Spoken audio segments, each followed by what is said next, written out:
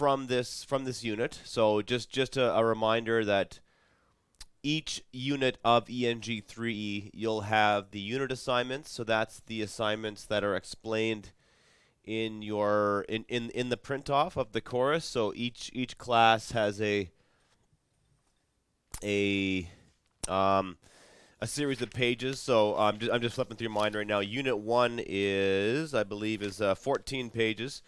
And then starting on page 5, you'll see a series of, and it's labeled assignments for Unit 2. So that's what we're going to cover today, the first 3 of those assignments. In addition to those assignments, you also have to complete the textbook assignments. So these are assignments that are found in the road ahead and making it work. So there are a lot of assignments in those textbooks, but you are only responsible for the ones that are outlined in your unit handout. So that would be page 8, table 3. You'll see a list of all the textbook assignments. There's not too many. There's, let's see, 1, 2, 3, 4, 5, 6, 7. There's only 9 textbook assignments for this unit. We'll cover 3 of them today. And then you're also responsible for a culminating assignment, as you were responsible for in Unit 1. So every one of our units will end with a culminating assignment. But today we'll cover unit assignments and a couple of the textbook assignments. So we are into week 3 of classes in term 2A. Just want to give you a reminder that during the March break from, let's get a slightly smaller size pen here. So from March 13th to the 16th, there's no classes, no broadcasts. So I'll be on vacation. Not sure what you'll be doing, but I will not be broadcasting classes then.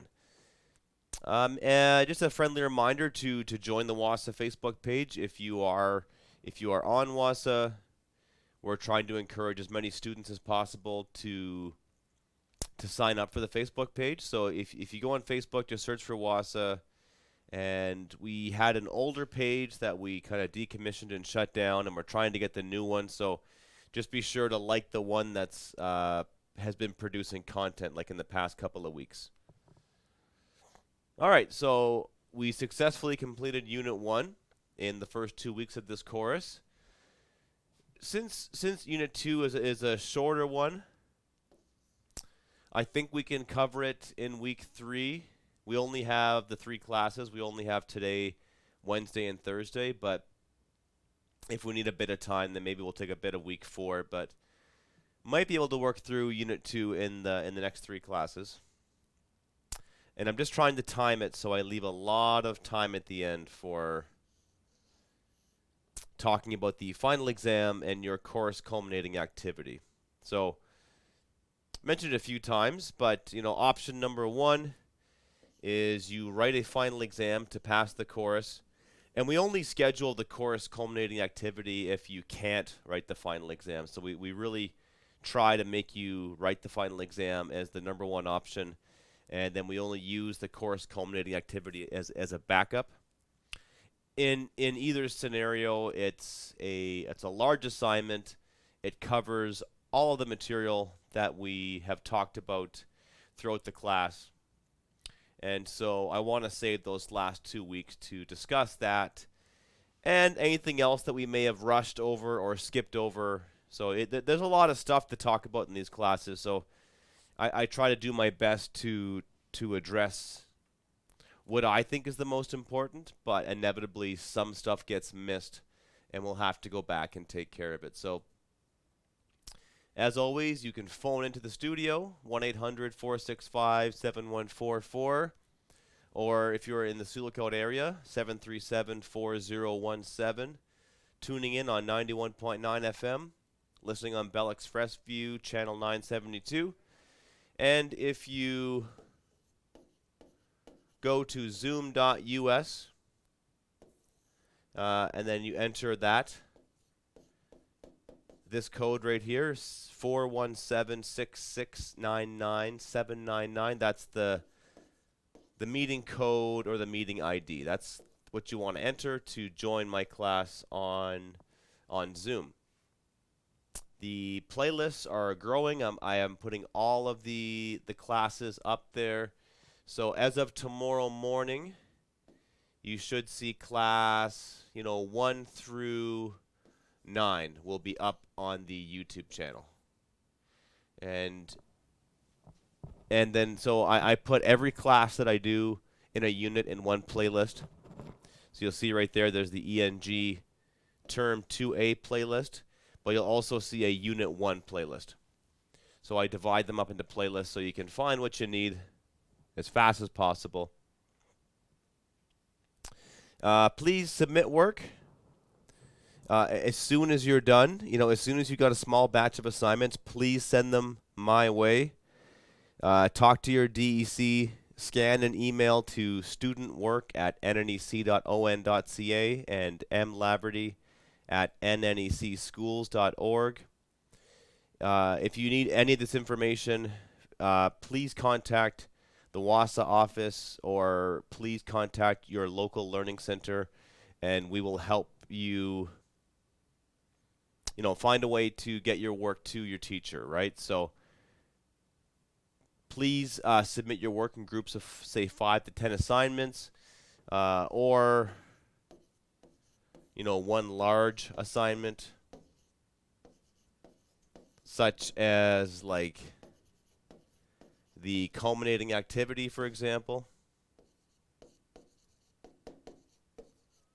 So 5 to 10, unit textbook assignments, or maybe one large assignment like the culminating. Be sure to write down your name, your community, your course code, and assignment information. So give me as much information as you can.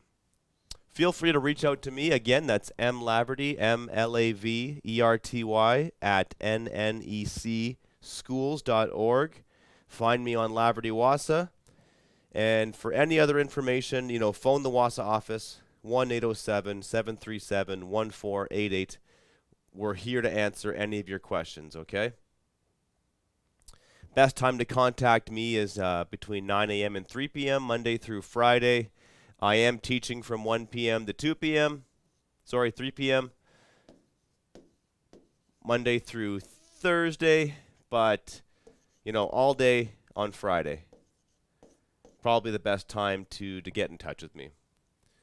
And if you've been taking this course for 2 weeks, this is your suggested progress so far. Make contact with your teacher. That's myself through email, messenger, or phone. Read the study guide, Unit 1 and Unit 2 of ENG3E. You should have completed Unit 1 assignments, so that's 1 through 10. That's all of them. And completed most of the textbook assignments from Unit 1. So at this point, you should have most of the assignments from Unit 1 taken care of, and you should be starting on your culminating or, halfway through it. Okay, so today we're going to do images of the day. We are going to look at textbook assignments from The Road Ahead, page 47. That deals with the short story, I Can't Write No Pretty Poem. The textbook assignments from Making It Work, pages 23 and 47. These are visual elements such as graphs, tables, maps. And we'll look at unit assignments 1 through 3. So our learning goals for today are to do a close reading of a selection from our anthology. That's I Can't Write No Pretty Poem. We're going to explore different forms of visual information and take a closer look at Unit 2 assignments 1 through 3. And you'll know you've been successful if you can answer the textbook assignments by carefully reading the text, reflecting upon your own life, and responding to the questions thoughtfully, and answering. That's the. That is my old slide deck. So our learning goals will be to do a close reading, and our success criteria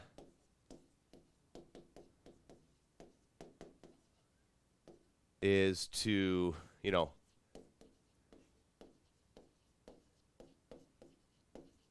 basically to answer the unit assignments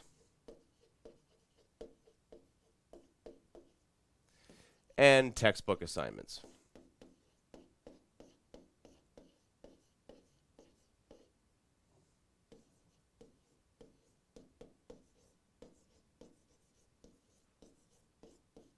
So you'll know you've been successful if you can answer those unit assignments and textbook assignments. By using your knowledge of visual information and using your knowledge of the short story and, taking notes while we are going through the close reading of that assignment. All right, so here's my images of the day. You've got a cartoon on the left that says, if you ask me, his poetry has gone downhill since he started writing in Metaverse. So Metaverse is of course the Facebook online virtual reality.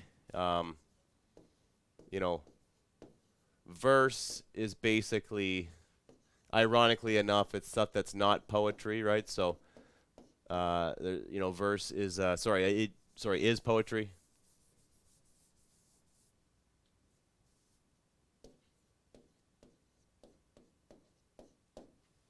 On the right here, we got I enjoy poetry, but only if it's funny. And that's kind of a joke that basically, a lot of poetry, maybe not most, but sure the most of the stuff you read in school, for sure, it's very serious. And, some poetry is funny, but most of it's not. So that's kind of the joke there, is that he only likes the funny kind of poetry, which is, from what I can tell, is kind of hard to find. So just trying to make you laugh a little bit on a, gonna say a Monday morning, but it's actually a Tuesday morning, right? So, all right. So actually, I want to have a quick discussion about the textbook readings. So you do have textbook readings that you have to complete. Now these are the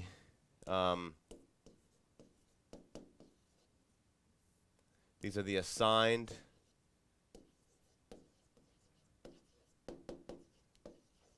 These are your assigned readings from the textbook, The Road Ahead. So you have I Can't Write No Pretty Poem, which is a short story. We've got Employability Skills 2000 and Plus. Now that one is a visual, it's basically like a table or a chart. We have The 7 Habits of Highly Effective People, which is from like a book that of that same title. So it's like an excerpt. It's a shorter version of a novel. It's like the summary. We have Bliss at the Burger Bar, another short story. Hey, I Need a Job, an article. A Good Portfolio Gives You the Interview Edge. Classified Advertisements, and Rajiv Singh, Covering Letter and Resume. So you are required to read all of those texts, okay? And I wouldn't recommend that you read them all like in one sitting.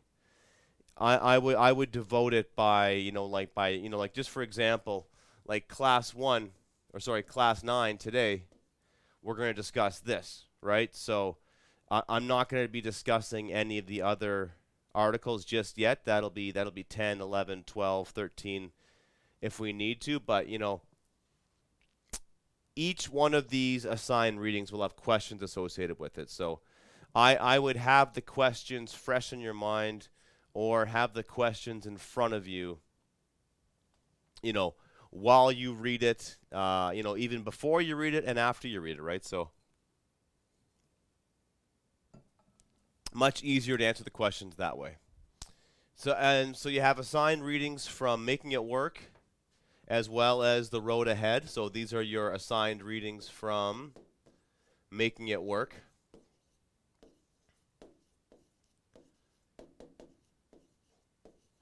So you have How to Read Visual Information. So we will touch upon that today's class. The other ones will have to catch up with the other classes. So how to write a character sketch, how to be an effective group member, how to search on the internet, how to write a resume, and how to write a covering letter. So again, These are your assigned readings. You are responsible to read all of them, but they are all associated with questions in the textbook or unit assignments. So, I would scan the table of questions, the ones that are in the unit textbook, and the ones that are your unit assignments and the textbook assignments. So, when you read one of these readings, just make sure you're syncing it up with the right question. So when you have to write your resume, make sure you read the assigned reading on resumes, and make sure you read the assigned. So you would read that one, and you would go back and you would read Rajiv Singh covering letter and resume, right? So you've got a few places to look. Okay. All right. So let's jump right in. So we're covering the textbook assignment from the road ahead. This is before you read page 47. In this short story and poem, Geraldine struggles with a skill she thinks she doesn't have, writing the kind of poem she thinks her teacher wants. What she ends up with is much more powerful. Much more powerful than she thought it might be. From the title of the story, predict what you think Geraldine's poem might be about, okay? And the title of that poem is, of course, I Can't Write No Pretty Poem.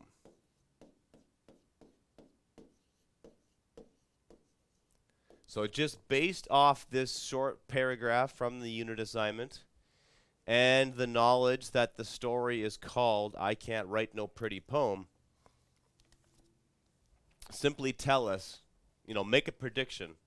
What do you think Geraldine's poem might be about?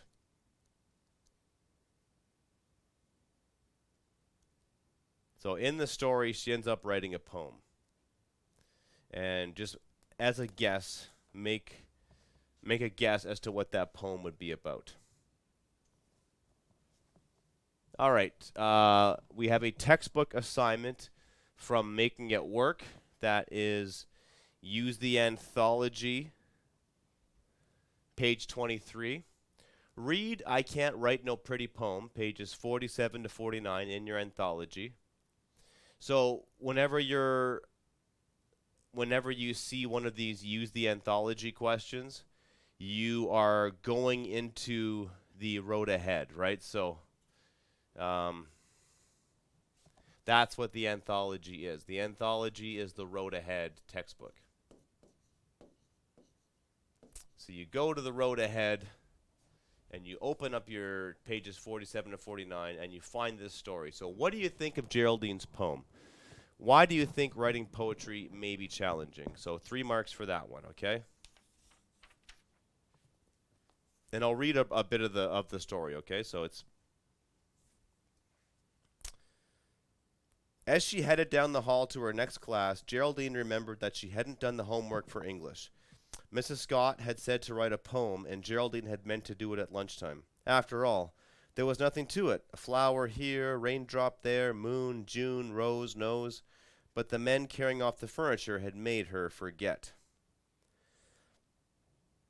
So it sounds like she's in the middle of a big move. And now put away your books, Mrs. Scott was saying as Geraldine tried to scribble a poem quickly. Today we can give King Arthur's knights a rest. Let's talk about poetry. Mrs. Scott moved up and down the aisles, talking about her favorite poems and reciting a line now and then. She got very excited whenever she passed the desk and could pick up the homework from a student who had remembered to do the assignment. A poem is your special way of saying what you feel and what you see, Mrs. Scott went on, her lips moist. It was her favorite subject.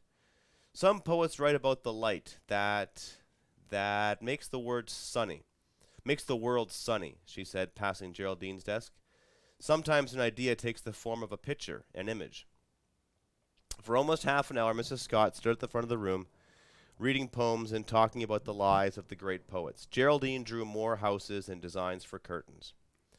So for those who haven't done the homework, try it now, she said. Try expressing what it's like to be alive in this glorious world. Oh, brother, Geraldine muttered to herself as Mrs. Scott moved up and down the aisles, waving her hands and leaning over the students' shoulders and saying, That's nice, or keep trying. Finally, she came to her desk and she stopped, looking down at her.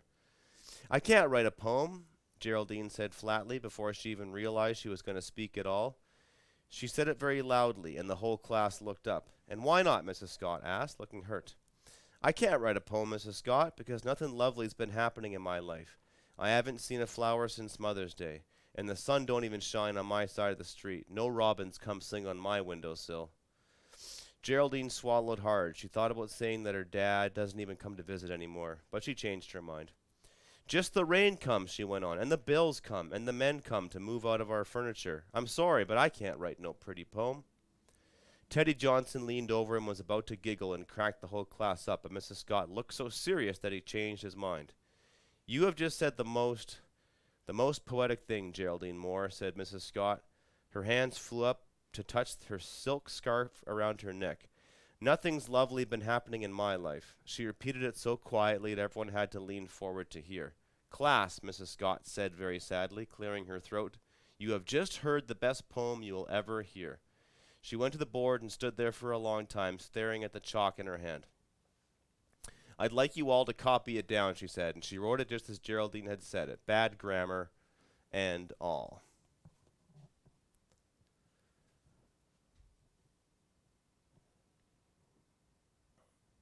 I'm just going to pull up.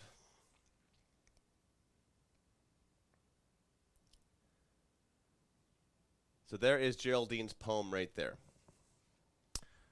Nothing lovely's been happening in my life. I haven't seen a flower since Mother's Day, and the sun don't even shine on my side of the street. No robins come sing on my windowsill. Just the rain comes, and the bills come, and the men to move out our furniture. I'm sorry, but I can't write.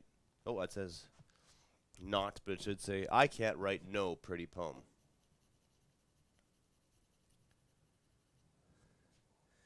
Mrs. Scott stopped writing, but she kept her back to the class for a long time, long after Geraldine had closed her notebook. And even when the bell rang and everyone came over to smile at Geraldine or to tap her on the shoulder or to kid her about being the school poet, Geraldine waited for Mrs. Scott to put the chalk down and turn around. Finally, Geraldine stacked up her books and started to leave. Then she thought she heard a whimper, the way Mrs. Watson's dog whimpered sometimes, and she saw Mrs. Scott's shoulders shake a little. So that is the end of a very short story.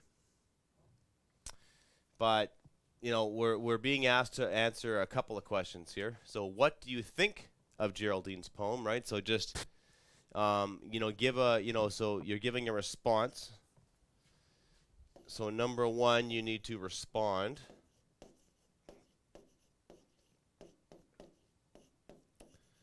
Respond to the poem. And you can think back to the way that we responded to the Robert Frost poem, "The Road Not Taken." So, what imagery do we see in the poem? Who's speaking in the poem? What kind of voice is it? What kind of emotion is in the poem? What does the poet want to make us feel? What's the poet's main message? Maybe you could isolate a few of the words the poet chose. They talk about the bad grammar, right? So stuff like that. How it's written. Would it be as powerful if the grammar was cleaned up, or something like that? Why do you think writing poetry may be challenging? Okay, so basically answer this question.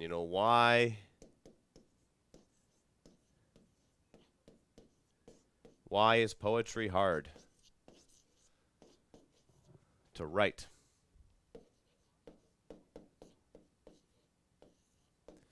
And I think, like a lot of things in life, they're hard to do if we don't do them all the time.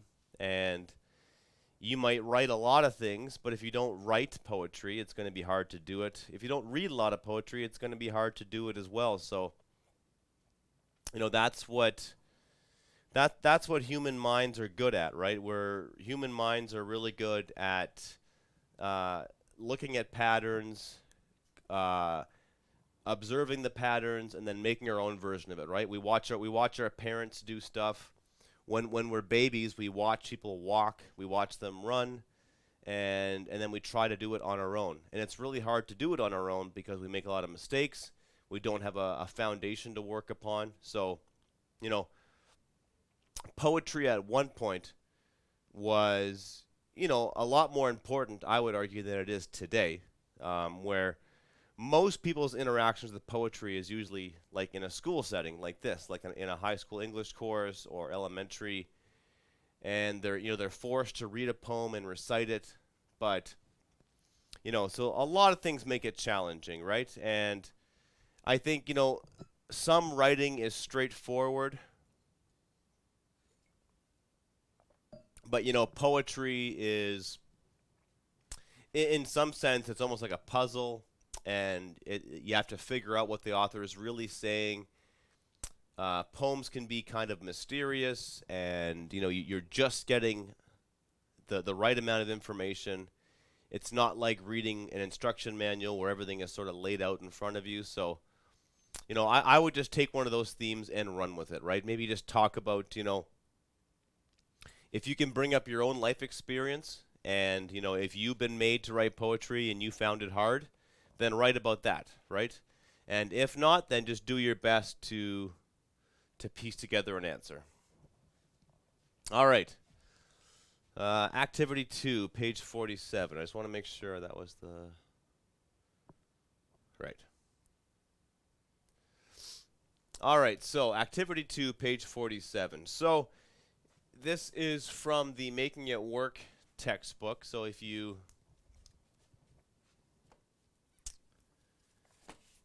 flip to page 47 in Making It Work, you'll see the question, activity 2. But if you flip back to page 42, you'll see one of your assigned readings, and that is how to read visual information. So you got an assigned reading, and this assigned reading is about different ways that we share visual information. And it's usually a combination of pictures and images and text, right? So it's and it might actually be a combination of, like, say, text and numbers. But it's really just how things look on the page, right? How images and text go together to make visual elements, right? So, and if you look through the article, it tells you, we have charts, diagrams, graphs, maps, photographs. All of these things give us information in different ways to make it easier to understand and remember. And that's probably the most important concept to understand, is that there's many ways to give people information. You can just simply tell them the information, but sometimes it makes more sense to put it in a certain way. Like, for example, like a chart or a table.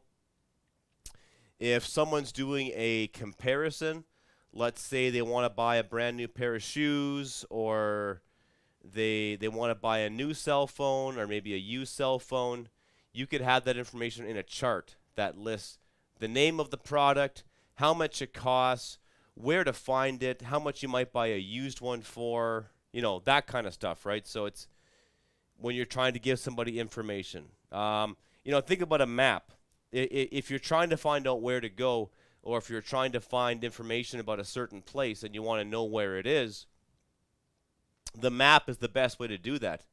I can give you directions to my house from a starting point, but showing you on a map is going to be a lot better, right? So in addition to charts, diagrams, graphs, maps, photographs, all of these things, this question is saying find examples of other kinds of visuals. So in addition to those, right? So what elements do they include? Do they have titles, captions, labels, and so on? Do the elements of the visuals you found help you understand the information more easily? Why or why not?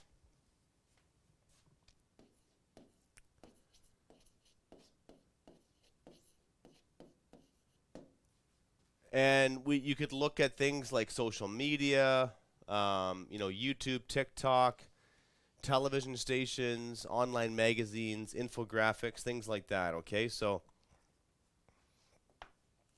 I just want to go through a couple of these examples.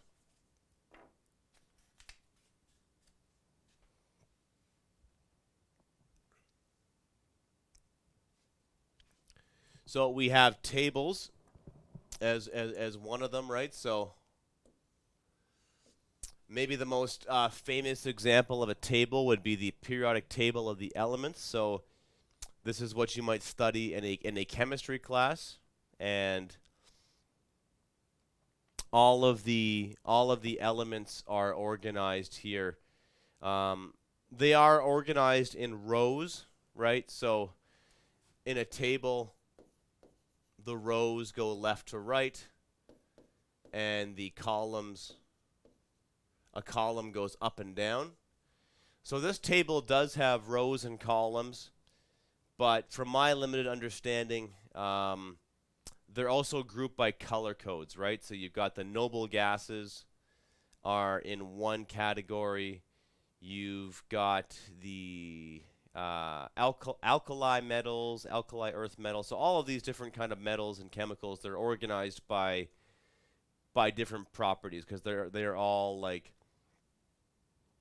they all have similar chemical properties, and they all sort of behave a certain way. So that's one example, of a table. Another example of a table, this one is talking about different forms of, so that's, one column.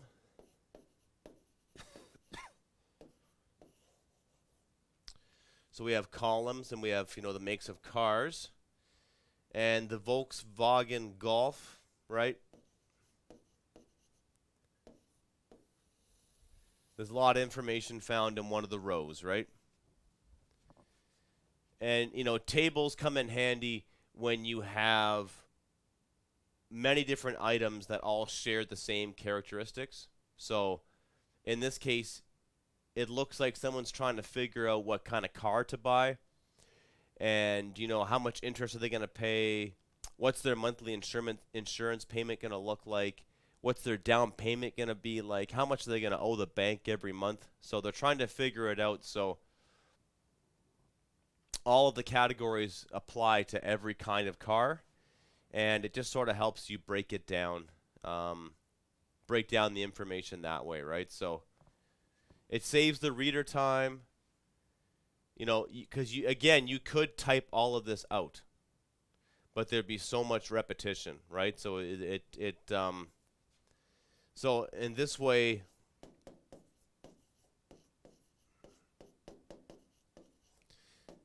tables and charts, they help us display information efficiently.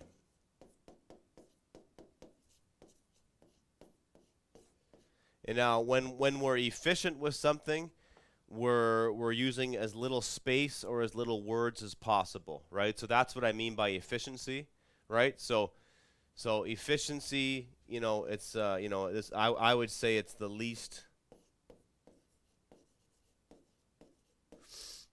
amount needed. And so you want to be efficient, but you also want to be effective.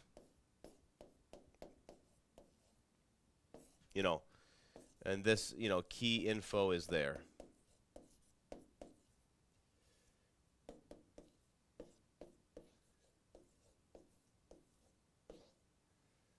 And as a writer, whether you're using visual elements or whether you're using just strictly text-based messaging, like just simply just putting words on a page, this concept of efficiency is really important. You want to use the right words, but you don't want to use unnecessary ones, and you want to give the reader just as much information as they need. You don't want to have extra stuff in there. The extra stuff can be distracting. It can actually get in the way of your other material, and you want your writing to be effective. So the key information is there. The main point gets across. Well, when we're talking about these visual elements, we're talking about maps. This is a map of the Ontario election. These are the Ontario ridings. So this is for our provincial elections.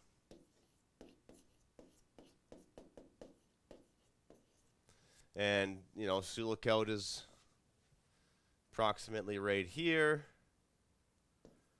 where I'm broadcasting from right now. That's in the Kiiwetinoong riding.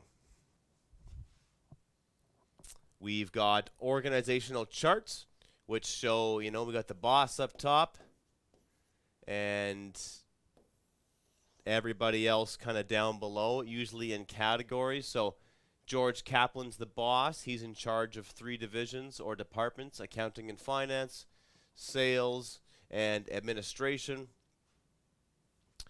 So again, it's efficient. It gives a lot of information. It shows you the relationship between them. If Daniel Uyghur is the manager of the sales division, and he's got 2 sales associates underneath him, I could turn that into a sentence. John Johnson and Amanda Byron are 2 sales associates that directly report to Daniel Weaver. But I don't need to say that because someone can just look at this organizational chart and just see it. So a lot of information is like built into the chart. And that's how it's effective. It's efficient and it's effective. We've got different kinds of graphs, including bar graphs, different colored vertical or horizontal bars that represent different amounts, different categories. We've got line graphs where points are charted on a line, and then it sort of tells like a story, like down, up, way down, a little bit up, down again, way up, right? So, and we've got a circle graph or pie graph. So we have a pie, which represents 100% of something, and then we divide that pie into different categories. In this case, pet ownership, and we can just in a second we can just look at it, and you can see just how many more people have dogs than have rabbits, for example. Just at a glance, right? We have diagrams. Did a bit of research myself over the weekend. I had never heard of this one. This is the fishbone diagram, right? Which is talking about causation, right? So all of the little circles there are referencing things that lead to a problem. So errors in calculation, lack of maintenance, all lead to, in the first quarter of 2022, reported defects in production increased to 20%. So there's diagrams, there's fishbone diagrams. You may have seen like Venn diagrams, right? Where it's like,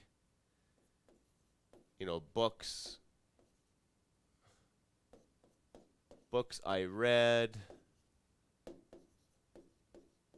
books that you read, right?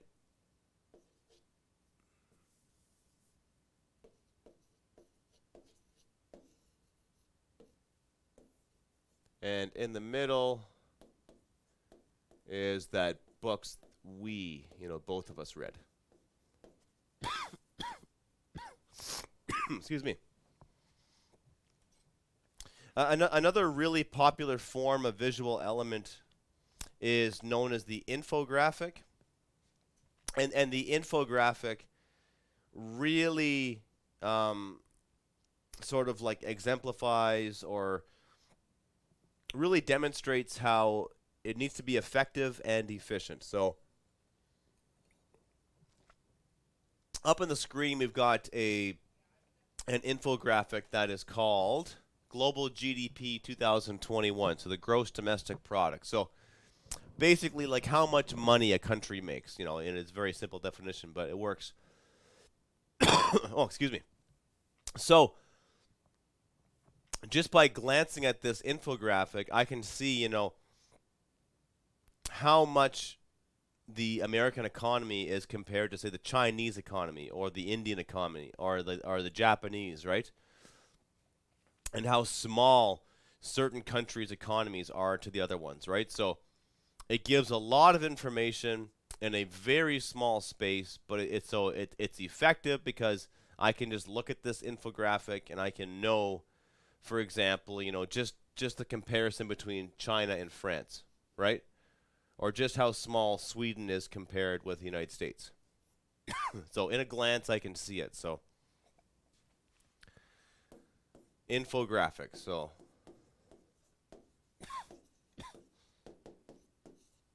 that's one you could most definitely talk about.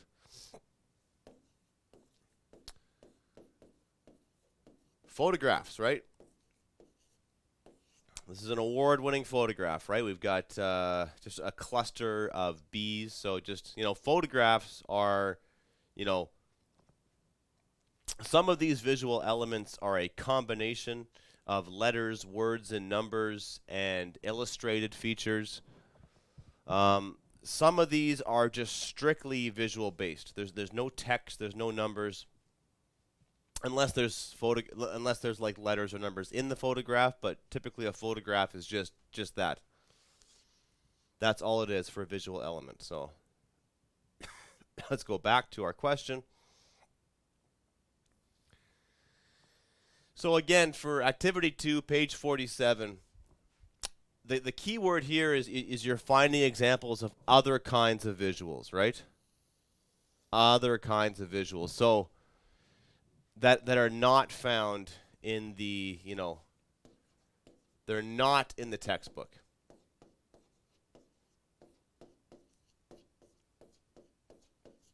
So what kind of visual elements are not in the textbook? And that's why I've encouraged you to think about social media, YouTube, TikTok, television stations, online magazines, infographics. We could say, websites.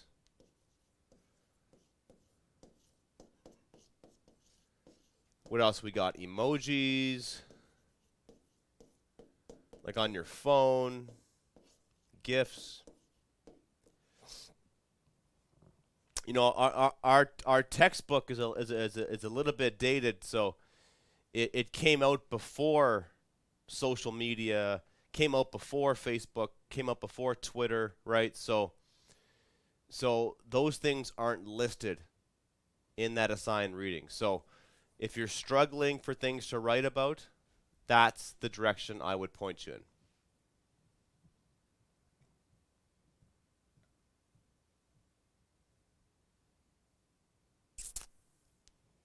All right, so now we'll spend some time on the unit assignments, okay? So unit assignment 1 from unit 2.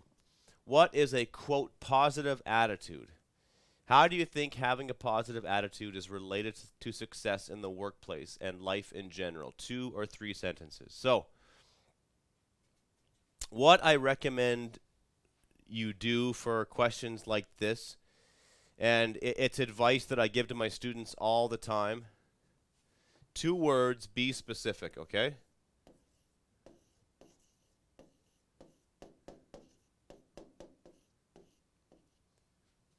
It's probably the most powerful advice I can give to everybody when they're writing is be specific, right?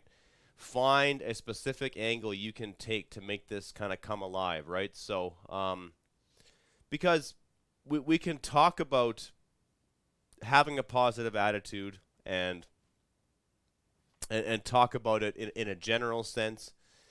And, of course, being positive has advantages, right? Because if you've got a negative attitude, then you will see problems everywhere, which might not necessarily be the worst thing. But your negative attitude will probably affect other people, right? So we could talk about this in a general sense, and we can do that, but it's going to make for some kind of boring writing. And take the opportunity and try to be specific. So Um, you could talk about workplace, or you could talk about life in general, or you could talk about them both. But I would suggest you pick one or the other. So I would take, having a positive attitude in the workplace and life in general. So, I would be specific if I was the one answering this question, from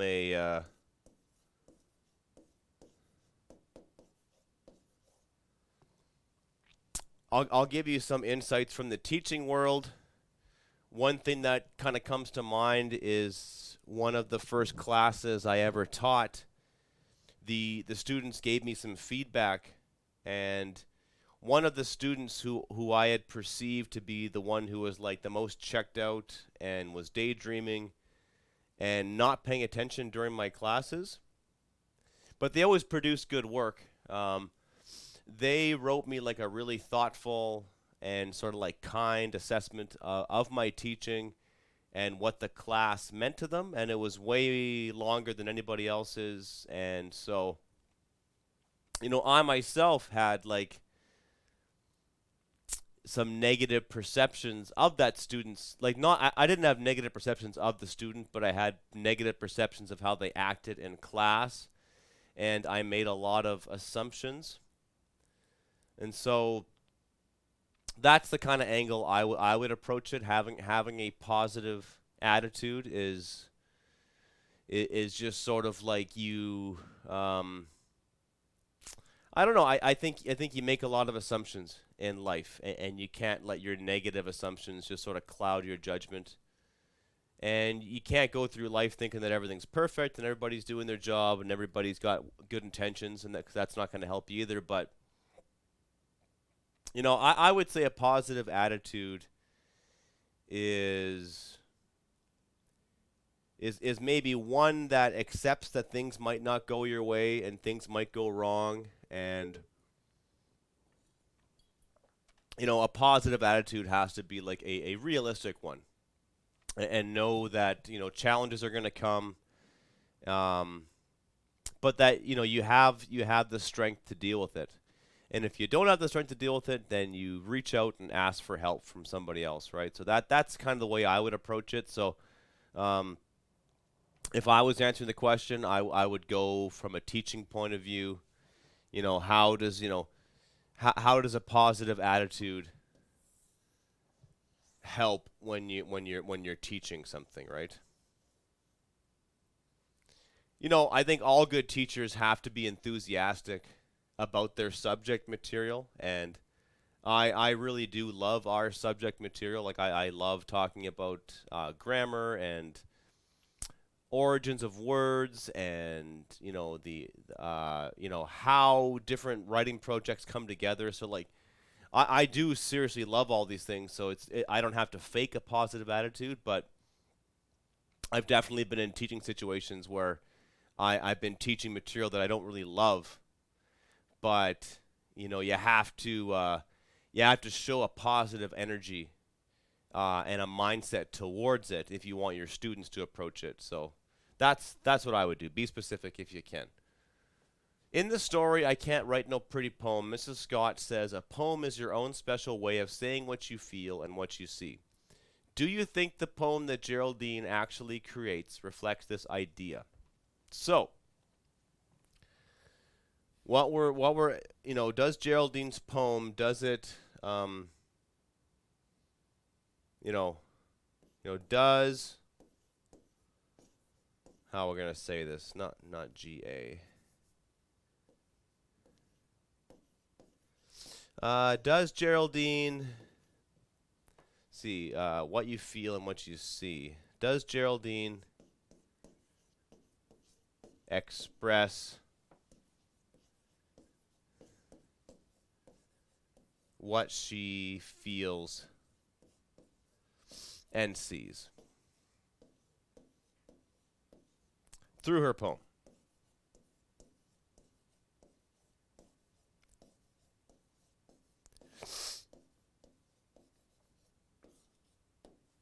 Okay, so again, so we're not looking at the story as a whole. We're not looking at what Geraldine says to her teacher. All we're doing is we're looking at her poem. And, does that poem, does she express what she feels and sees? Do we actually get to see her inner world? Why or why not?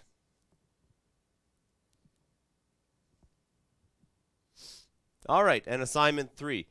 Do you believe Geraldine feels a little better about herself at the end of the story? Why or why not? At least one sentence. So, if you think back to our story from today, the author doesn't tell you how Geraldine feels.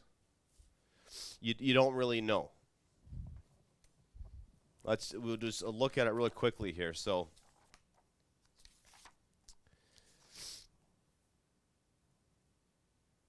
And even when the bell rang and everybody came over to smile at Geraldine or tap her on the shoulder or to kid her about being the school poet, Geraldine waited for Mrs. Scott to put her chalk down and turn around. Finally, Geraldine stacked up her books and started to leave. Then she thought she heard a whimper, the way Mrs. Watson's dog whimpered sometimes, and she saw Mrs. Scott's shoulders shake a little bit. So, we've got a couple of things to go on, right? Geraldine's poem was featured by the student, or by the teacher. The teacher said it's the best poem they're ever going to read. Kids are kind of patting her on the back. Everybody's smiling at her. They're saying she's the school poet, right? So she's got all this positive stuff coming from her classmates, but she doesn't go with them. She doesn't kind of keep the ball rolling and keep that thing alive. She waits and she watches her teacher, and she sees what her teacher does, right? And so a lot of stuff happens in that little paragraph and a half there, but so you just got to answer to the best of your ability. Do you believe she feels a little better about herself at the end of the story? Why or why not, right? So what do you think she feels about herself after having that experience, right? Has her opinion changed about herself, about her abilities? I imagine she's still sad. It's not like this experience has just cured everything in her life and made it all better. But, does she feel a little better about herself? And maybe you think she doesn't. Maybe you think that she still has a lot of things to work through. Or maybe you think that she does feel a little bit better. But again, you got to back it up. And if you can quote from the material, that's great. If you can't, don't worry about it. But the best you can, just always try to pull from the material. So when we come back tomorrow, we'll keep working through these unit assignments. We're going to look at the employability skills chart. So we're going to have a look at that chart. And, the first 3 questions we'll look at tomorrow are going to be about that chart. And I think we'll also have a look at the 7 habits of highly effective people. So